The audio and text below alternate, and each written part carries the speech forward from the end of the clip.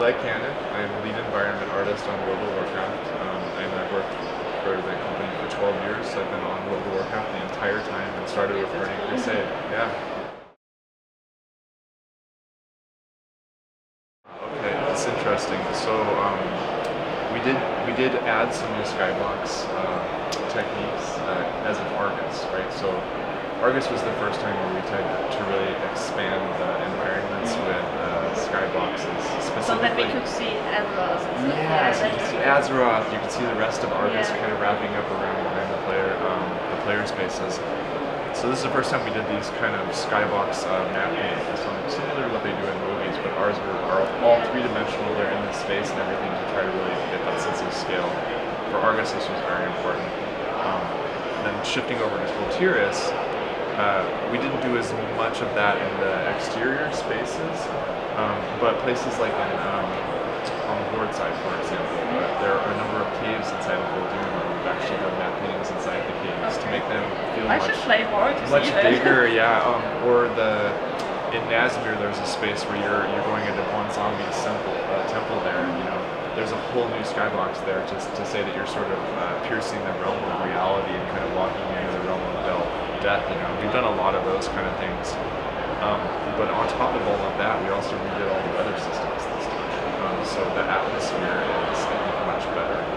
Yeah, it's raining. Yeah, raining, and the rain comes at an angle instead of just straight down. You know, the snow is better. You know, even things like if you're playing in Stormsong and you're near the Shrine of Storms, you might notice that every now and again it's a very stormy area. There's lightning flash. Yes, and you'll see a flash on the terrain. This is a new thing we're doing this time. They're very, very small, subtle things that really add so much atmosphere. And we players realize, at least we do, because it's just like, oh look here, look there, and did you see the lightning, for example? Absolutely. I mean, we've done all those kind of things in the environment, but there's also other things like animations for NPCs. You notice NPCs walking around carrying barrels, sitting around and doing this. Or you know, the town crier is ringing the bell and pulling the scroll. All these little subtle things that add ambiance and life to the spaces. And I think Borealis is a great example of this because you see it all over the place.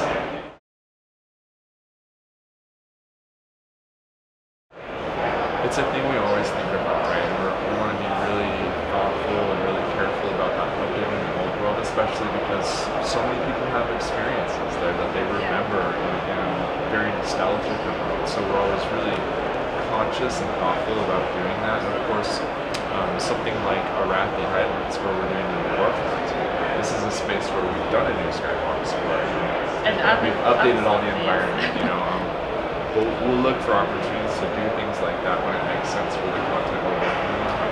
But for the most part, we want to try to concentrate on the expansion we're working on and the content that's relevant to it. So we haven't started talking about what additional Warfronts we'll be releasing for the expansion. As we go towards November and BlizzCon, though, we'll be talking a lot more about what the next major and minor updates will be. And we have some cool stuff planned. In fact, the content plan for this is very similar to Legion, so we'll have a lot of content going forward, and hopefully, lots of things to enjoy over the course of the expansion. Can you give us a sneak peek? Like, for example, Northern Barrens, maybe, or Southern Barrens, as a Warfront? Oh, well, I can't really talk about anything we're planning for it, unfortunately. Well, there were speculations about it, because there was music playing there that belongs to Warfronts, and we were all like, oh, well, there might be new Warfront. Well, I mean, the story of Battle for Azeroth is, about Azeroth, and it's about the war between the Horde and Alliance, and of course, this story has played out over all of Azeroth for years and years and years, and this is the first time we're really, trying to really talk about what is it like if these two, epic forces come together and really have a conflict. We're looking forward to it. Yeah. To see new stuff. So in Kalimdor and Eastern Kingdoms, when we initially released the game, the mountains served as hard boundaries between zones, and because we didn't have flying, right, this really made sure that you funnel into the zone at a specific point and experience the zone from a specific starting area. So as we've moved forward and we've changed the way that players interact with the game, and now we added flying, yeah, of course. It really changed the way that we think about world building. And I'll talk about Northrend as a really good example of where this shift started to happen. Look at from Howling Fjords up over the Twin Peaks and into Grizzly Hills, right? This is a much more naturalistic transition. It doesn't have the big mountain borders. Yeah, it's more of a mountain pass. And so I think with that expansion and many expansions since then, we've really thought about that more so and been less inclined to and less concerned about needing to make hard boundaries between things.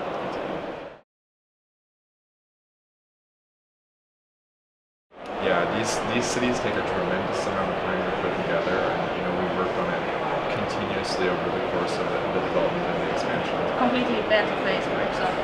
What's that? The complete beta state was development of the cities. Oh yeah. Gosh, well, we started on the cities really when we started on the expansion, so we've been working on it for some time.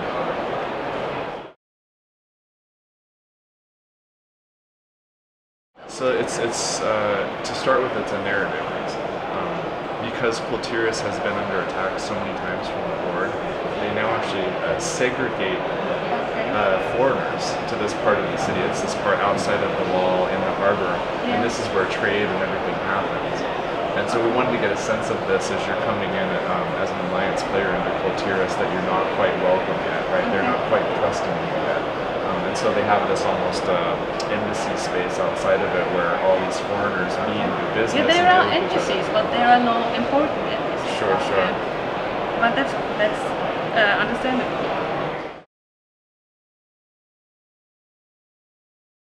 It's kind of similar to what you asked before, like these kind of decisions are big decisions for us because people have connections to the places as they are, and we made a lot of changes to Orgrimmar during Cataclysm, for example. That's true. We are missing the proof. and also to Stormwind. We did a lot of Stormwind during those period of times, and I don't think we currently have plans to update any of them again or do any work there. Maybe. But if it made sense in the future, of course we would consider it as the right decision for the game. So like you said, we're really early in the expansion. There's a lot of expansions ahead of us as we update, major and minor, and try to kind of follow the same cadence for content that we have for Legion. One of the big differences between Legion and Battle for Azeroth is the majority of the endgame, at least initially with the shipping game, was in Suramar. Here for endgame, we have the opportunity to take Quarter Alliance to the opposite continent. So you really get to experience the other half of the game, which is pretty awesome. And this wasn't really a thing that we could do with Legion. Instead, it was really kept into Suramar specifically. So, but Suramar was pretty cool. It was very cool, yeah. Appreciate the work on it. It was really cool. It was extremely fun to work on. Well, there were some annoying parts, like these guys who were always like, "Who is this?" And we were like, "Oh, I love hiding in the baskets. I think this was such a fun thing.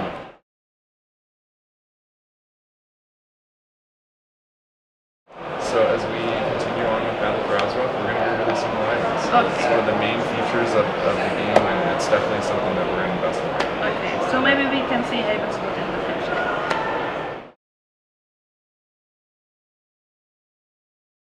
So, as you said, Zandalari Trolls and Kultirians get some pretty unique druid races, and it's really because we felt those themes were so strong that it made sense to do really unique druid forms. They are pretty awesome. We don't have plans to do anything for other druid races at this point, and currently we're focused really on Battle for Azeroth content and making sure that we can release content in a good cadence. I think nothing we're ready to talk about for classic races, and allied races really are one of the major features of BFA, so that's someplace that we're putting effort for sure. Magmar coming out very soon, and can be earned by players in game as they go through the content, as well as Dark Iron Dwarves. These are two races I think will be really exciting to play. I was playing a Dark Iron Dwarf during beta, and it was so fun. The roll machine and everything just... It's awesome, the new mechanics that you can just unlock all those points where you can port to with the roll machine, and I was like, what? It's so fun, it's so fun.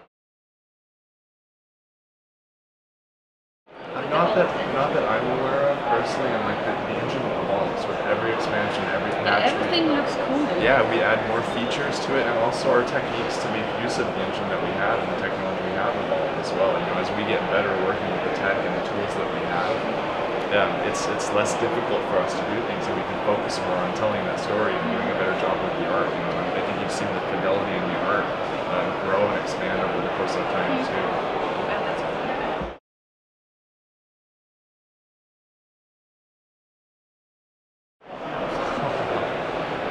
This is a game that we could literally work on forever and ever and ever and never be completely happy with it, because we're all so attached to it. So even Battle for Azeroth, we could still be working on it. We could work on it for 3 or 4 or 5 more years because you know, this is just how we are. We iterate and just keep working on this thing until we feel it's the best thing we can get out and make sure that we're providing content, you know, in a timely fashion for players. But I mean, there's just many stories to tell here. But maybe you had something really special where you think, I want to zone where something happens. I don't know. I mean, there's so many characters that I love here, and so many places in the world that are so fun to explore and think about. So I mean, it's so difficult for me to say this is the one thing that I would have to. I really, honestly, I hope we keep working on this game forever and ever and ever and ever, and we can keep building it. You know, like. Every time we do a new game, it's a new challenge, it's new places you can go and think about creating. And yeah, it's just extremely fun. It's fun to explore, and we are always exploring even more. Like. So I don't personally work on these things. But that's something pretty cool. Yeah, but I can tell you above and beyond those kind of things too, level designers hide so many things in this game. Tell so many little stories that Quest never touches on. You know, you might find 2 skeletons sitting at the bottom of a cliff that are holding hands, you know, the lovers that jumped off, or any number of things like this. And those are more the secrets that I have done in the past, is those little stories that we don't really tell necessarily in Quest text. But the player will find it and will just have something in his head. Yeah, it's an opportunity for the player to tell their own story, right? Thank you. You're welcome. That's it. Okay. Excellent. Thank you so much.